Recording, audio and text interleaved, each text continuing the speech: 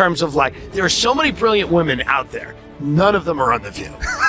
None of them have gone near the set of The View. I mean, they have brought in the lowest tier of the, what is it, the Y chromosome? No, double the X. Okay. Double X. They brought in the lowest of the double X's for that one. It's just got hit with a dose of reality strong enough to send a satellite off course, and the delivery man, none other than Tim Dillon, human wrecking ball of smug delusion and destroyer of daytime TV narratives. 1 minute, Sunny was riding high on her usual moral soapbox. The next, she looked like someone had just unplugged her internal teleprompter mid-sentence. If you've ever wondered what happens when smug certainty collides headfirst with unapologetic truth, bombs, buckle in. This wasn't just a take, it was an intellectual scorched earth campaign. And Sunny's meltdown made Chernobyl look like someone dropped a scented candle. Can I suggest a thing for The View? This is a suggestion I have. Men. No chance. Just men on the show. But women watch it. See, that's the thing. It's like, it's a lot of it is women that are home, right? During that time. It airs during the day. What if we put the women in the audience and that the men discuss the issues?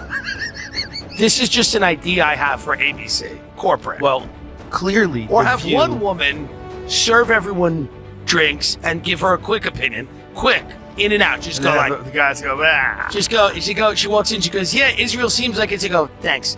And then they keep going. I think that's a happy. Sunny melted down again. And not in that standard daytime drama way where everyone just raises their voices slightly and calls it a debate. No. This was the full-blown Category 5 emotional landslide, complete with panic, blinking, victim posturing, and enough misplaced self-righteousness to power a small city. All courtesy of Tim Dillon, the man whose brand is brutal honesty with a side of chaos. To be fair, The View has always felt less like a panel and more like a Zoom call where no one knows who's muted. Add Sunny Hostin's desperate need to sound profound, and you've got the intellectual equivalent of a TED Talk delivered by someone who just skimmed the headlines and called it research. Gabbard got on to defend herself, and Joy Behar starts panicking, going over her notes while Tulsi is refuting everything that she said. Yeah, I mean, Joy Behar, like, again, these people have dementia. These are people who, like, should not be allowed out of the house. They have a national platform. I mean, it is crazy. They have no idea. These people have never read, like, a book. And there's versions of it.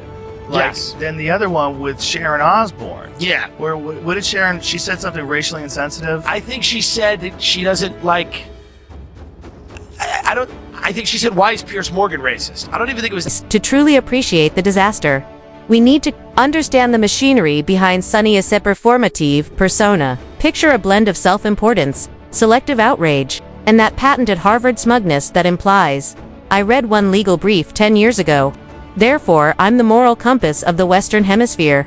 She talks like she's auditioning to narrate the audiobook of the Constitution while clearly having skipped the chapters on nuance. Sunny's idea of diversity is 6 people in a circle, agreeing loudly and glaring at anyone who dares to break the script. And don't even ask about trans women on The View.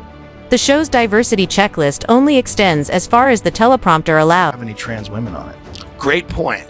It has a lot of women that look trans, but none of them. It has a lot of second and third takes. After a drink, you go, huh? But it doesn't have a ton of, yeah. It's 0. I agree. It should be all trans. Enter Tim Dillon, the comedic equivalent of a meteor hitting a therapy circle. No pretense, no Bodhi, logic, just full-throttle critique aimed directly at the flimsy scaffolding holding up their carefully curated outrage. Tim didn't come to The View, he didn't need to.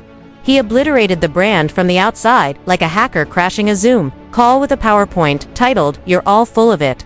His offense, pointing out the painfully obvious. When your show's hot takes sound like rejected BuzzFeed pitches written by caffeinated interns, maybe you should sit a few rounds out. Next. When I grew up, daytime TV was about, like, seasonal cupcake recipes. Yeah. Why are we doing the Holocaust at 11 a.m.? It's 11 in the morning. Why are we doing the Holocaust? Calm down. Daytime TV is for people to get into the day. We don't need to be doing genocide early. Like, relax. I heard you put the call in to get Whoopi out of there. I did. Because I wanted her to take a time out and have a think. And I wanted her replaced with Roseanne. Bring back Roseanne, Right. who is Jewish. Okay. So we get Whoopi out. Okay. Take a chill pill, read the Torah, whatever you have to do. go to a few bagel shops, and then bring Roseanne in, who's criminally insane, but Jewish and fun. Oh, did the panel combust? It was like someone dropped a truth grenade in the middle of an echo chamber and sealed the exits. Whoopi Goldberg pulled out her patented "I am too old for this" scowl. Joy Behar looked like she wished she'd faked the flu. And poor Sarah N. was frozen in her usual state of benign confusion, like a golden retriever watching a chess match. But Sunny Oh Sunny went full Shakespeare in meltdown mode. We're talking betrayed Duchess banished from the kingdom energy. The pearl clutching was so intense you could hear the Naker filing a restraining. And frankly, that show, you want to talk about a show that set women back, is The View. You want to talk about that show, the CIA is engineering, Antifa and fucking the Capitol riot. Some crazy misogynist engineered The View, because there's nothing worse than To rally, to cling to her talking points like a life raft in a sea of logic. There was a rant about accountability, some vague muttering about media literacy, and a digression on misinformation so ironically misplaced it could have been an SNL sketch. Yes, this is the same show that once floated the idea that the moon landing might have been a hoax, and that Meghan McCain was a credible voice on foreign affairs. Tim wasn't having it. He responded with the confidence of a man who's read actual books, not just Twitter threads. He didn't yell, he didn't posture. He calmly exposed the flimsy scaffolding behind Sunny's entire person, and the audience could smell the wires snapping. Make no mistake, I mean, if I'm wrong, and I'd love to be wrong, but if your attitude or your idea is that the population's going to get smarter, healthier, and more adept at problem solving, you're on crack.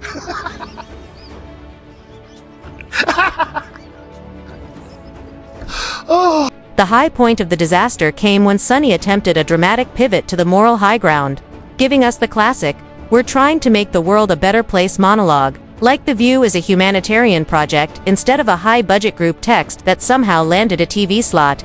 She invoked higher purpose while standing on the intellectual equivalent of a soggy cardboard box. Dillon didn't need to lift a finger, he just raised an eyebrow and Sunny short-circuited. Words came out, but meaning did not. Points were made, but not by her. And somewhere, her Harvard diploma quietly folded itself into an origami swan and flew away in shame. Hey, Megan, I get it. I also hate Joy Behar, so I don't love you, but I also hate that squawking bird, so I hate the whole thing. SB real, there's more genuine discourse happening in dive bars than on The View. At least bar patrons know when they're full of it, but on this show, dissent is treated like an airborne pathogen. Try to disagree and suddenly you're hit with Whoopi's ancient incantations, Sunny's frantic gesturing, and an audience trained to applaud like trained seals at every half-formed thought. The show brands itself as a home for multiple perspectives, but it's more like a verbal firing squad aimed at anyone with an independent idea. Their definition of inclusivity: agree with us or get out. Next, Voice Sunni's meltdown wasn't about Tim Dillon, it was about the reality he represented, like the Kool-Aid man of logic. He burst through the wall of their carefully constructed delusion and reminded everyone that The View is less of a panel show and more of a televised support group for inflated egos. The aftermath: glorious memes, reaction clips, side-by-side edits of Sunny's stunned face captioned "When you bring a binder to a gunfight."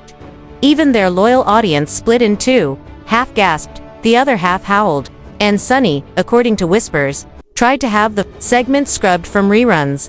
Too late. The internet already laminated it and filed it under historic televised meltdowns.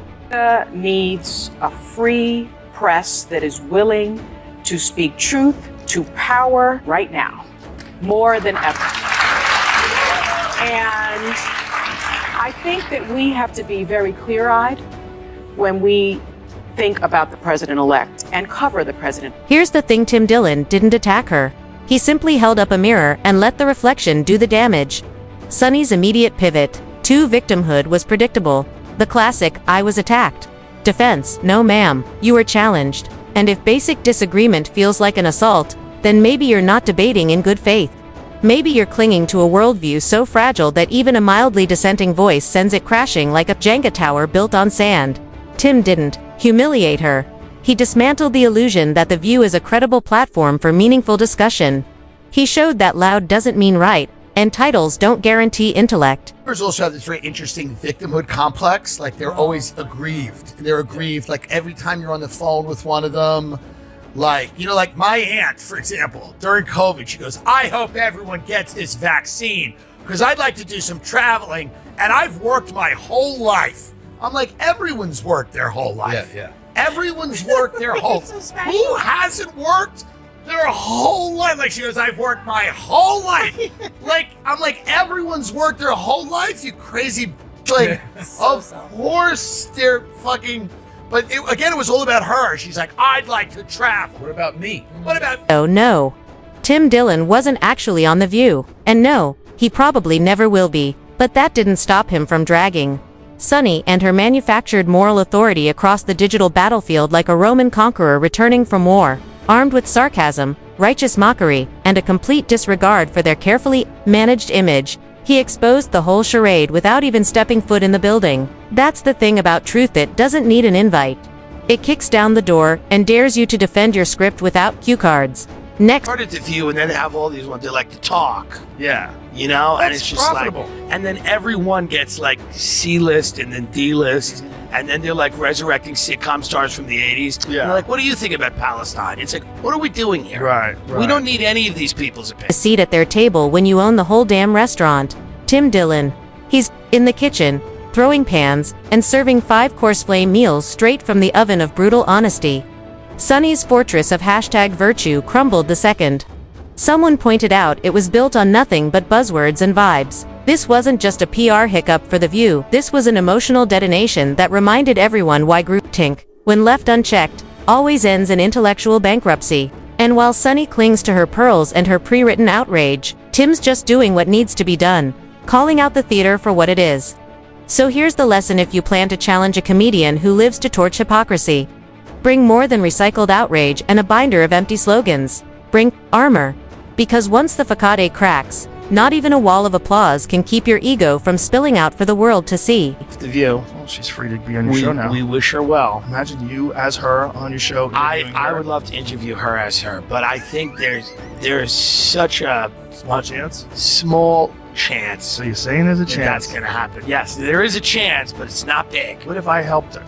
What if I was there? What if I was there like as a moderator? Any you want to organize it, I'll show up. I would do it. I absolutely will But you show and her up. together on the show. Well, I don't think I should do it the whole time, but I think it'd be fun to interview her for 5 minutes and then say, hey, Megan, I get it. I also hate Joy Behar. So I don't love you, but I also hate that squawking bird. So Here's the thing, Tim Dillon didn't attack her. He simply held up a mirror and let the reflection do the damage. Sunny's immediate pivot to victimhood was predictable. The classic, I was attacked. Defense, no ma'am, you were challenged. And if basic disagreement feels like an assault, then maybe you're not debating in good faith. Maybe you're clinging to a worldview so fragile that even a mildly dissenting voice sends it crashing like a Jenga tower built on sand. Tim didn't humiliate her. He dismantled the illusion that The View is a credible platform for meaningful discussion. He showed that loud doesn't mean right, and titles don't guarantee intellect.